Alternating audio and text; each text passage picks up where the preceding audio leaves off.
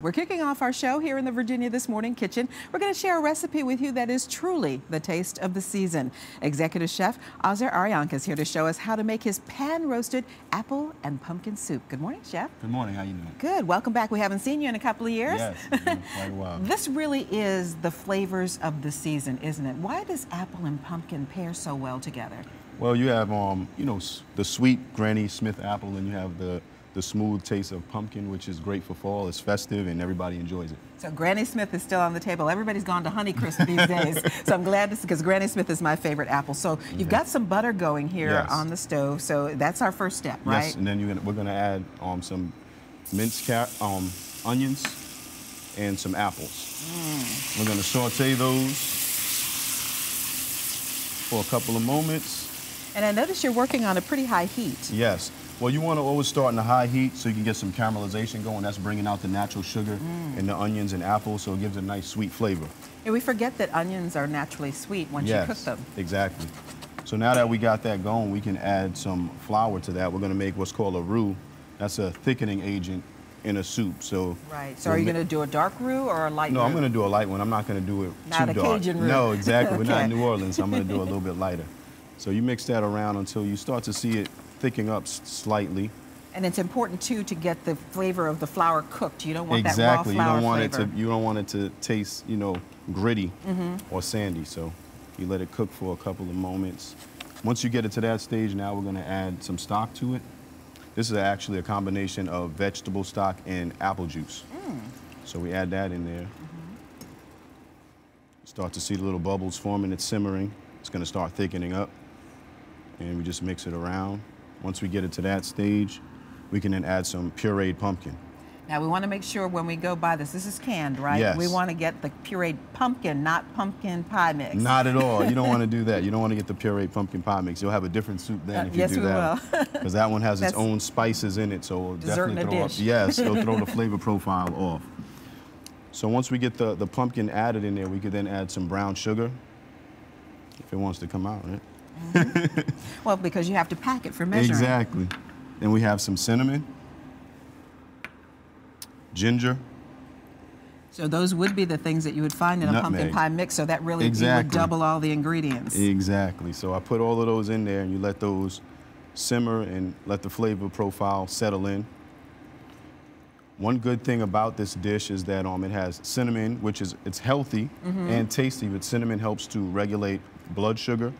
Also, it has ginger in it, and ginger, hence the look of ginger, it looks like intestines. It helps with. I was going to say it looks like a hand. It looks like a hand. It looks like intestine. It helps with digestion. So you got some really cool ingredients in here that are not only tasty but healthy for you.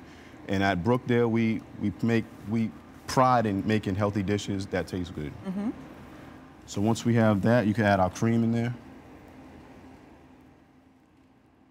And if we did want to use fresh pumpkin, could we do that? Because a lot of people still have pumpkins left over. You can use fresh pumpkin. What you can do is roast it, because that'll bring out some better flavor in it, and it won't be as hard. Right. So you can roast it first and then incorporate it into the dish.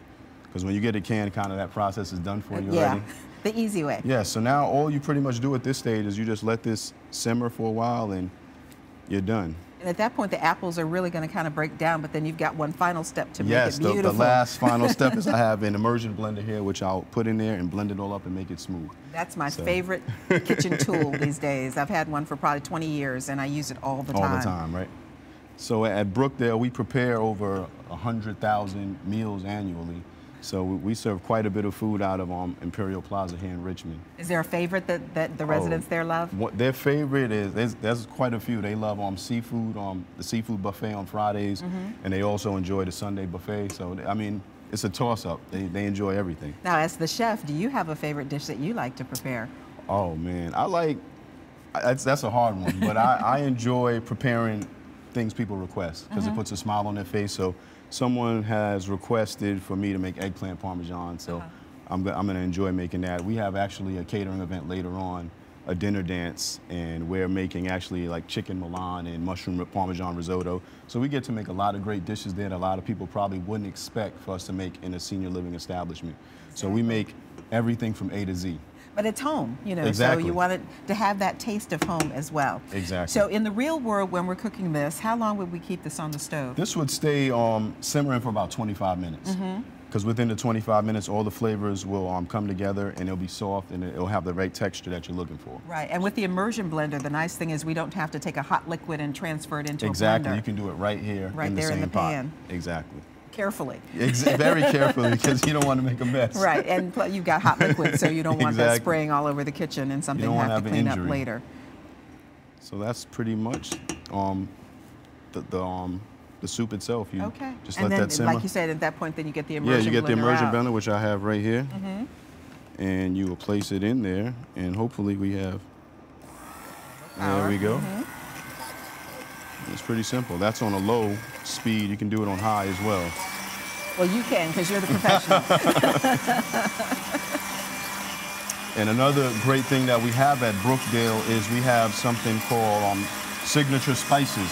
So if a resident got this soup and they wanted to kind of season it a little bit more to their liking, let's say if they wanted a little bit more spice to it, they can season it with one of the Brookdale signature spices, which is available to them. And I noticed you brought those in before. They don't use any salt. No or sodium. anything. They're No salt sodium free. at all. So that's another plus that it has no sodium in there. So the residents get an opportunity to kind of be their own little chef and season their food. Do you ever do cooking classes for the residents at Brookdale? Yes, I actually do. So we look forward to doing some more in the future as well. Oh, that smells fabulous. So what we would do is just make that to the smoothest consistency that we like. Exactly. Or some people like chunky Some people soup, like so it a you little, could leave it, have a little body to it, or some people like it really, really smooth. So you can pretty much do it to your preference. Well, that's great. Well, you guys have left us with the recipe, so we're going to get that and put it online for people at WTVR.com/VTM by early this afternoon so that people can enjoy that. This is the finished product here. Yes. It's nice and smooth. You want to stir that up for us? Sure. It's beautifully smooth. Yes, nice and smooth, and it has a nice consistency. Again, an apple pumpkin soup, pan roasted. Thanks, Chef.